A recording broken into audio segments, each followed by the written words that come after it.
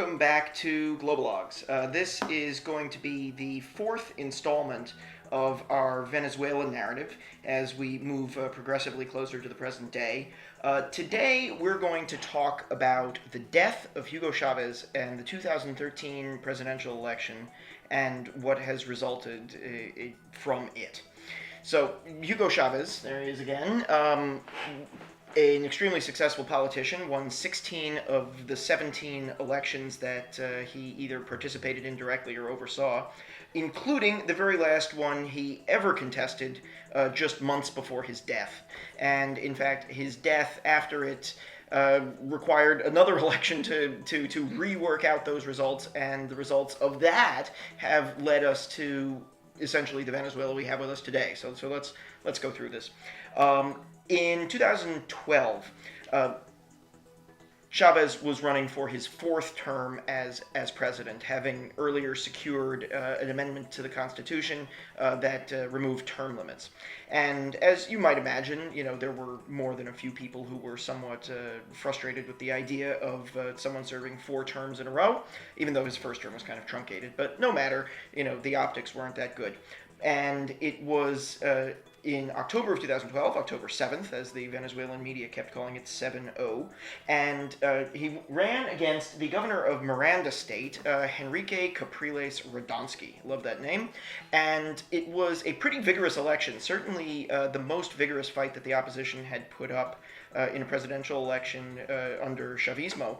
And he won by, he was leading in the polls for most of the election and did win by a pretty, what we would certainly consider a convincing margin in a developed democracy, 55 to 44, with the remaining 1% going to, everybody else.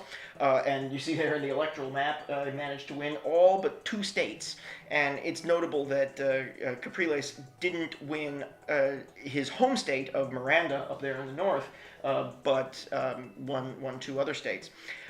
However, what was suspected but not sort of known to everybody at the time is that Chavez already had cancer and had been, it was known that he'd been going to Cuba for treatment, but how bad it was and all the rest was not exactly public knowledge.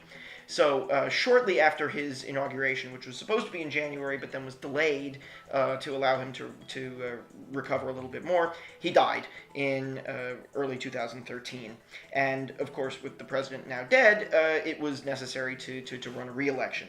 And the results of that election are very telling because they speak to the strength of Chavez and sort of the weakness of Chavismo without Chavez. And it was essentially a rematch because Capriles ran against Chavez's anointed successor, former foreign minister and then successor, and current president of Venezuela, Nicolas Maduro.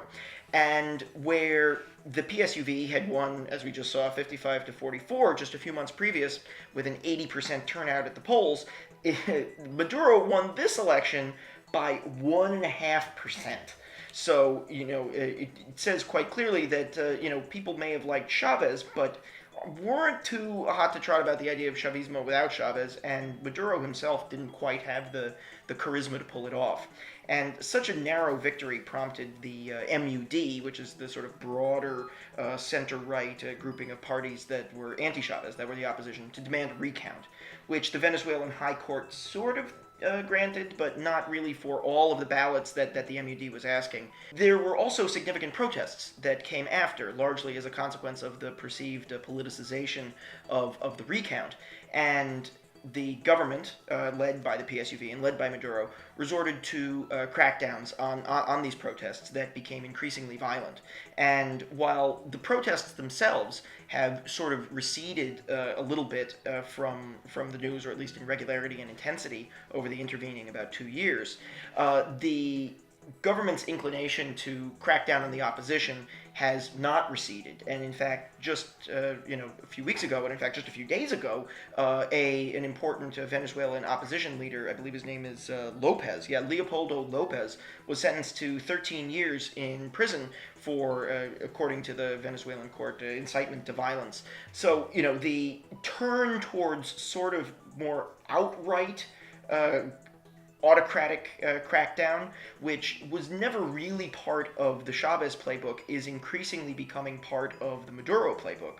And as he has to make up both for a shrinking pie from oil revenues and a lack of the sort of the man of the people charisma that Chavez possessed. We're now in this position that this transformative figure who totally reshaped and reoriented Venezuelan domestic and external politics has died, and its legacy has to be carried on by an organization that is sort of bereft without him, which is often the case with cults of personality once the personality goes away, like de-Stalinization and de-Maoification, and, you can fill in the rest. There's many other examples.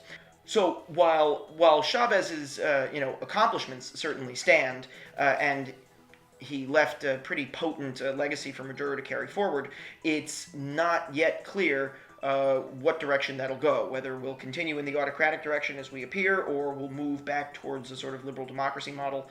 But that's where we'll be going in the next few episodes as we trace sort of the contemporary Venezuela that we now have and look at the stability of the regime and possible futures.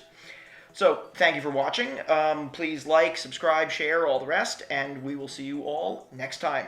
Thanks a lot. Bye-bye.